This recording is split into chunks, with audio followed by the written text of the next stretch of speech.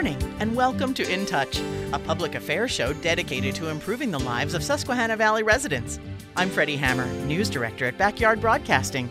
This week on InTouch, I was inspired to contact a teacher from the Montgomery Area School District because I read about him and his idea to help students raise funds so they can open a school in Ethiopia. Jesse Newcomer is a second-year history teacher at Montgomery Middle and High School, and he himself was inspired to start this project from his work at Milton High School when he was a student. Good morning, Jesse. Good morning. I should say Mr. Newcomer because that's probably what you're used to, right? Yeah. You've been 2 years at the Montgomery School District. What kind of kids you got in there? I guess they're really excited about Christmas break. Yeah, I mean, our kids are fantastic. I mean, it seems like the more and more that I get to join clubs and the ones that are joining other clubs as well, it just seems like they're just so willing to do more and more and more. It's like when we have like a slow time, when we don't have a fundraiser going on or we don't have an event going on, they're kind of like, what's next? Like, what are we going to be able to do? And so that was kind of a big thing, like kind of a big push, was just like, their willingness to do so much for not just their own community, but globally.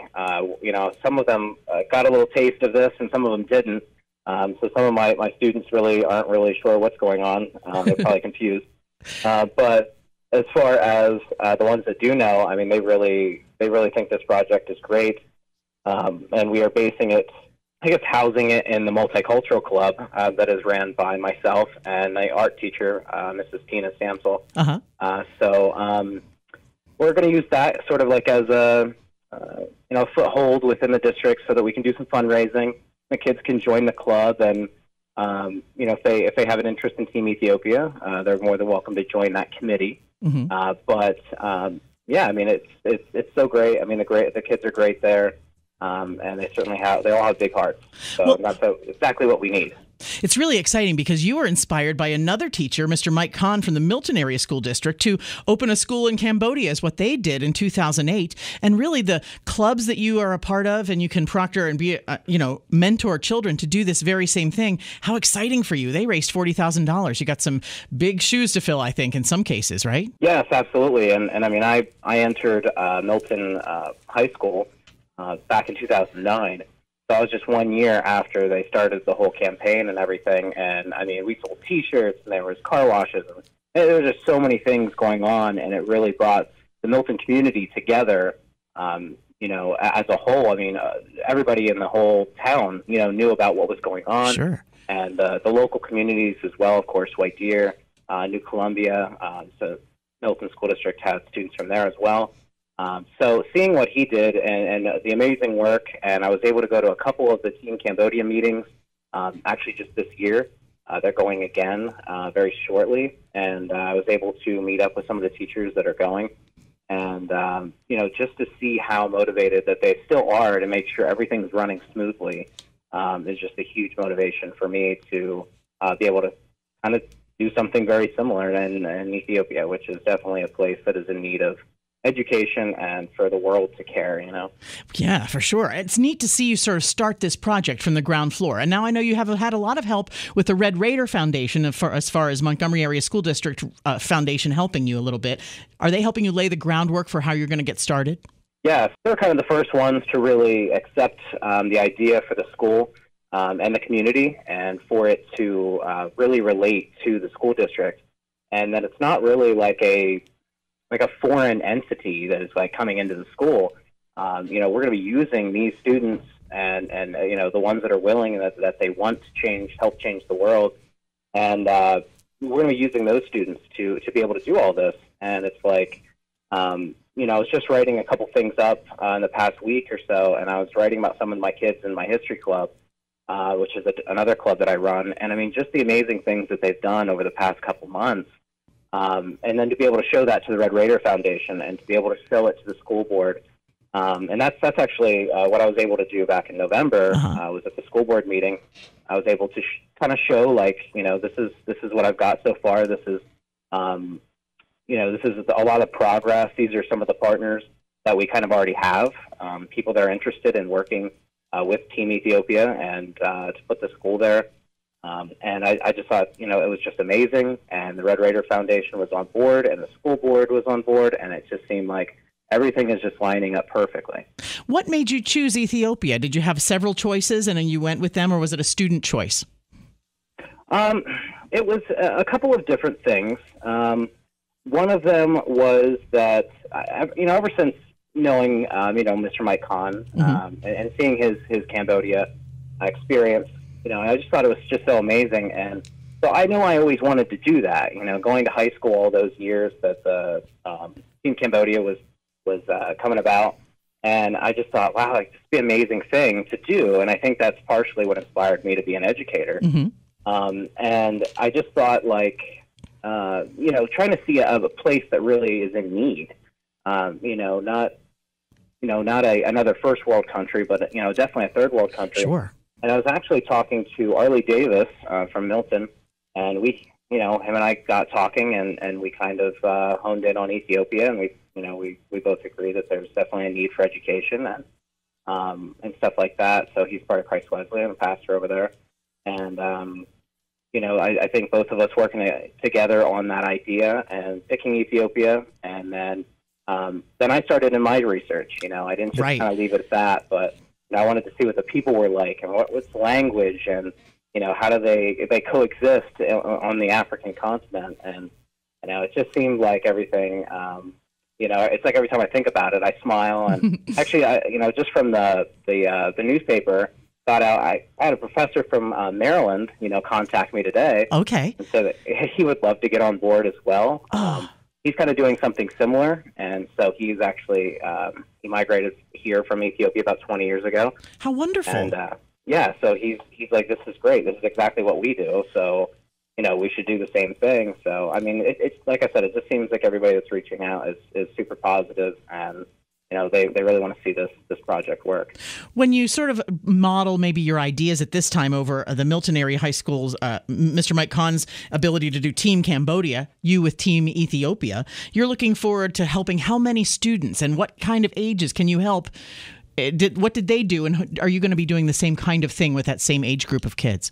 So I think, for nothing's really set in stone, right now, but it seems like, we really wanted to start off with like, an elementary setting, kind of like a K through 6. But it really does seem like they need a vocational and they need high school opportunities for the kids over there. Okay. Not like they have a ton of elementaries. There's certainly still a need of elementary school. But it seems like to get something started like this, the research that I've done seems like most places have started with an elementary and then kind of followed them or something. Kind of like work their way up into progressing into the high school, and then something like a makerspace or like a vocational school, something that the kids can develop skills, and the students can then when they go into the workforce say well, I've done this in school in my vocational school, but the vocational and the makerspace idea, there's just so much money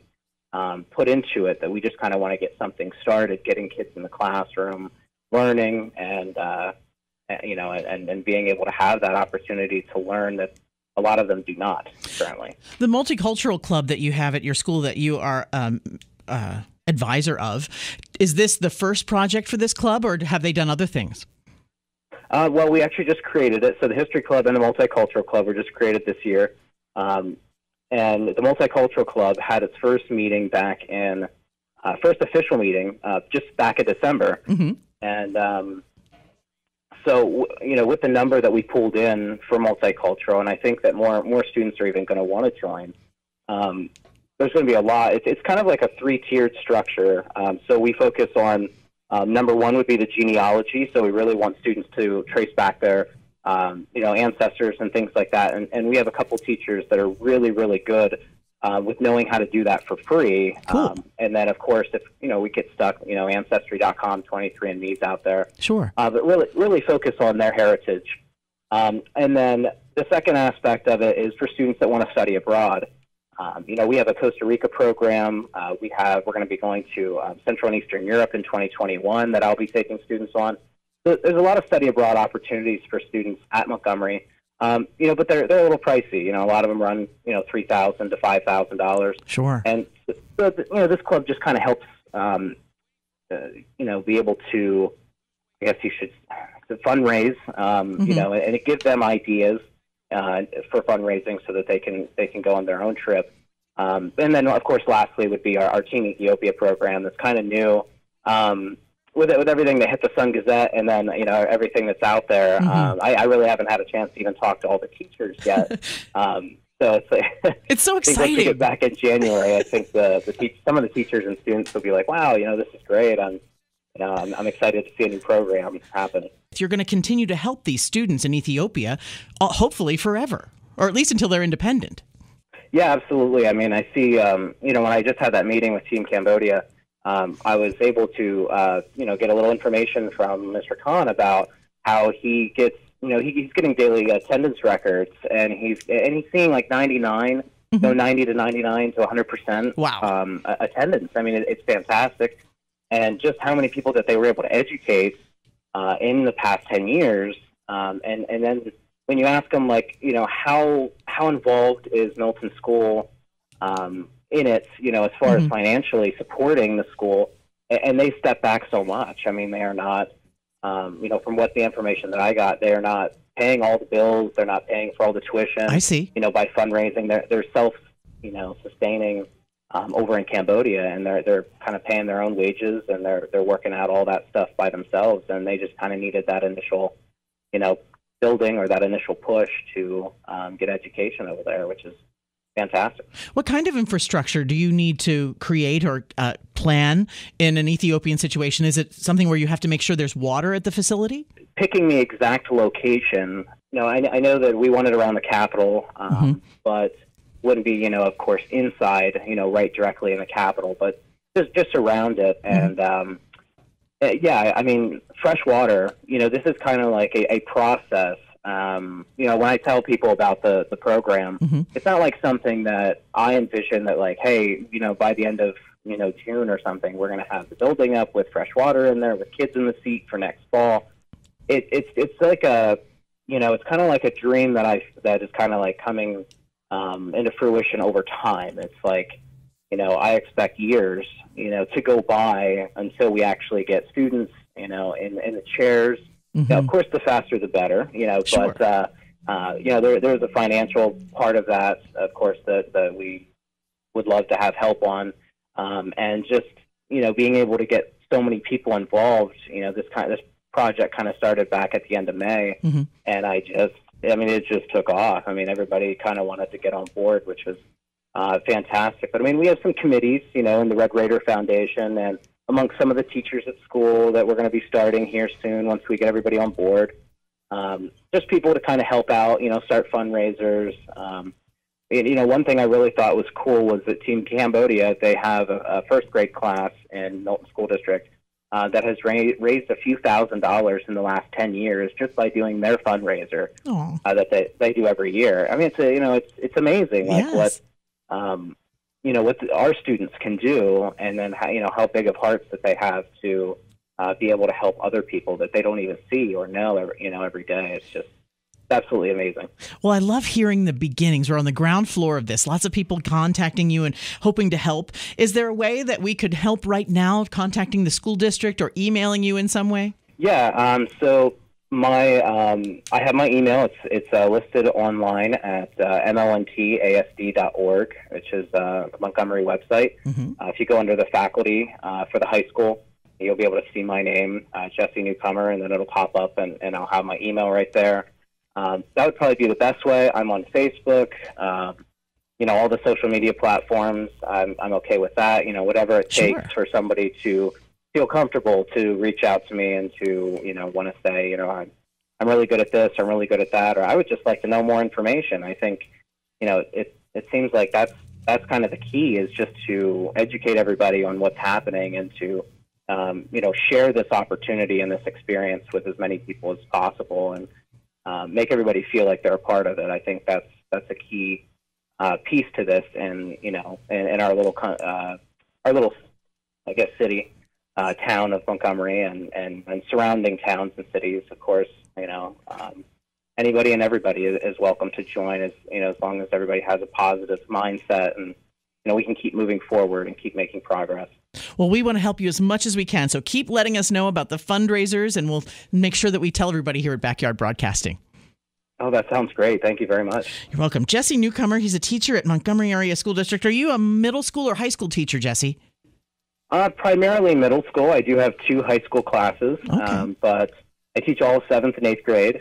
So my 7th grade is geography, and so it's like my favorite subject, and I think they just love it. They love to hear about other places. And oh, wonderful.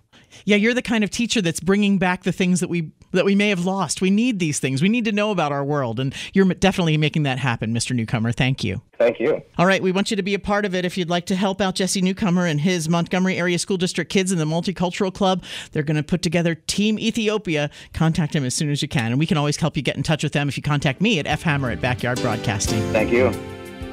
In Touch is locally produced in our studios at 1685 4 Mile Drive in Williamsport. To get in touch with us regarding questions, comments, or topic ideas, call weekdays between 8 and 5, 570-323-8200. You can also write to me at 1685 4 Mile Drive, Williamsport, PA 17701. Attention Freddie Hammer. Or email me at fhammer@backyardbroadcasting.com.